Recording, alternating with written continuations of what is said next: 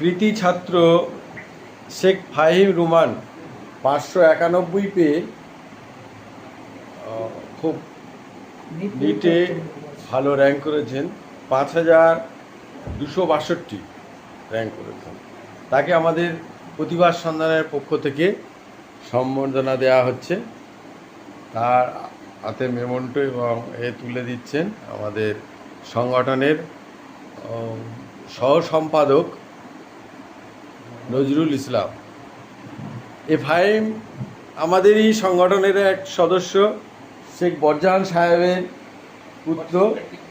তার আগামী দিন খুব খুব ভালো কাটুক এবং সে সমাজের এক প্রতিষ্ঠা ডাক্তার হয়ে সমাজের উপকার করুক এবং এটাকে সে সমাজসেবা হিসাবে নিক এবং সে সমাজের আরও অনেকজনকে উৎসাহিত করুক, এই আশা রাখছি।